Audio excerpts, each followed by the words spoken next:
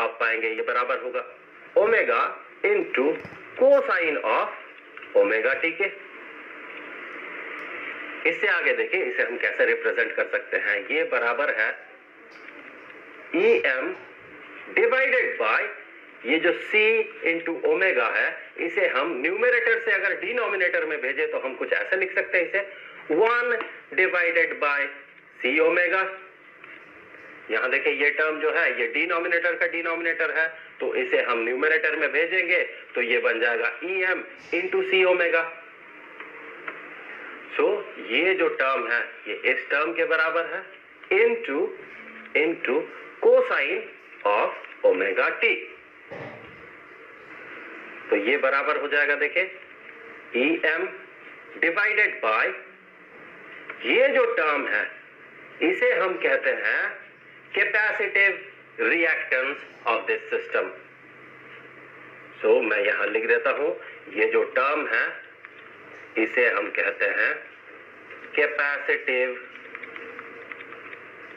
Reactance of the system. इसका और एक नाम है, इसे हम ऐसे भी कहते हैं, इसे हम रिएक्टेंस ऑफ द कैपेसिटर भी कहते हैं। यहां ध्यान दें कि रिएक्टेंस ऑफ द कैपेसिटर, इस नाम से ये आप मत सोचे कि ये जो बिहेवियर है कैपेसिटिव रिएक्टेंस ये कैपेसिटर का इनहेरेंट बिहेवियर है, ऐसा नहीं है। ये जो कैपेसिटिव रिएक्टेंस है ये सिर्फ कैपेसिटर का बिहेवियर नहीं है बल्कि इस पूरे सिस्टम का बिहेवियर है, क्योंकि ये बराबर होता है 1/c ओमेगा के। c तो कैपेसिटर का इनहेरेंट बिहेवियर है, इसका कैपेसिटेंस है, लेकिन ओमेगा ये तो उस AC का बिहेवियर है जिस AC में ये कैपेसिटर जुड़ा हुआ है। इसका मतलब ये कैपेसिटिव रिएक्टेंस जो है ये सिर्फ कैपेसिटर का इनहेरेंट बिहेवियर नहीं है, ये इस पूरे सिस्टम का इनहेरेंट बिहेवियर है। सो ये पूरा इक्वेशन बन जाएगा I current is equal to maximum potential difference या maximum voltage divided by capacitive reactance into, यहां पर देखें कोसाइन ऑफ ओमेगा टी। इसे हम क्या कह सकते हैं? कोसाइन ऑफ ओमेगा टी को आप कह सकते हैं ये बराबर है sine of omega T plus pi by 2।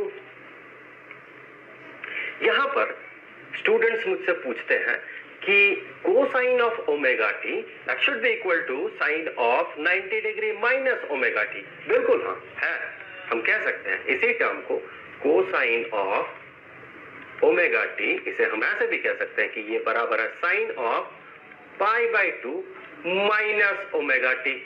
पर हम ऐसा नहीं कह रहे हैं इस केस में, इसके पीछे एक खास रीजन है। इस वीडियो के अंत तक आपको समझ में आ जाएगा कि वो रीजन एग्जैक्टली क्या है।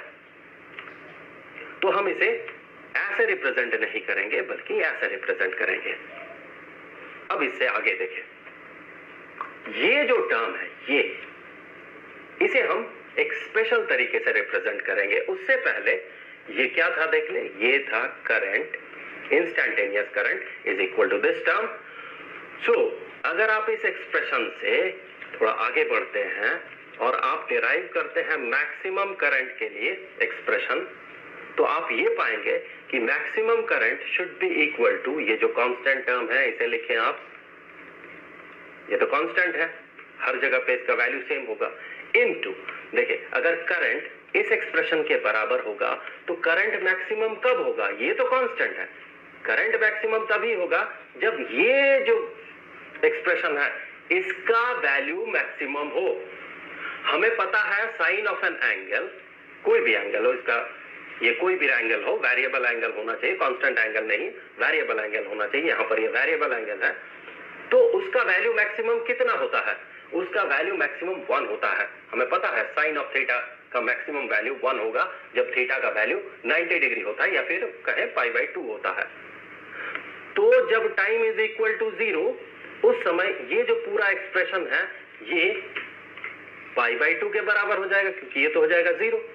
तो तब साइन का वैल्यू या फिर sine of this angle, this whole angle, इसका वैल्यू हो जाएगा मैक्सिमम, वो हो जाएगा 1। इसका मतलब मैक्सिमम करंट के लिए ये जो एक्सप्रेशन है 1 के बराबर होगा, तो मैक्सिमम करंट होगा कितना? Maximum current